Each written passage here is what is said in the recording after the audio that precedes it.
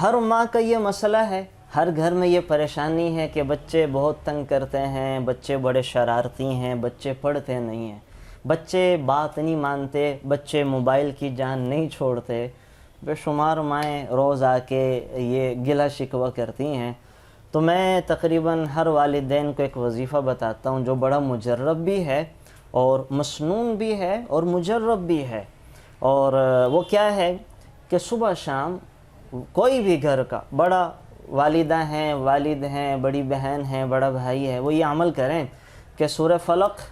سورۃ الناس اور علم نشرح کی صورت، سورۃ الفلق، سورۃ الناس اور علم نشرح کی صورت، یہ تینوں صورتیں 11 مرتبہ صبح شام پڑھ کر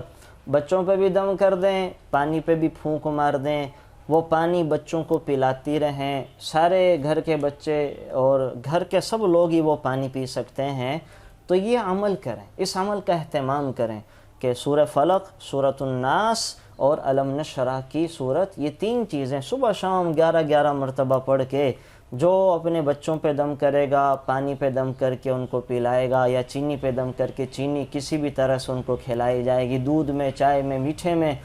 انشاءاللہ بچے ضد بھی چھوڑیں گے، ماننا بھی شروع کر دیں گے، اور جو ان کی بری عادتیں ہیں اس کے اندر بھی بہت حد تک کمی آ جائے گی۔ تو یہ اس کا اہتمام کریں، یہ تو بلکہ آپ سب کو اس کے کرنے کی ضرورت ہے، یہ تو ہر گھر کا مسئلہ ہے۔ مسئلہ نہ بھی ہو تو ویسے بھی فلق ناس تو معوذتین ہیں، شیاطین، جنات اور شریروں اور فتنہ پرور اور حاسدین کے حسد سے بچاؤ کا علاج بھی ہے، اور علم نشرح کی صورت تو ویسے تنگ دلوں کو کھولنے کے لیے ہے، تو ان کا اہتمام کریں تو انشاءاللہ اس کی بڑی برکتیں ظاہر ہوں۔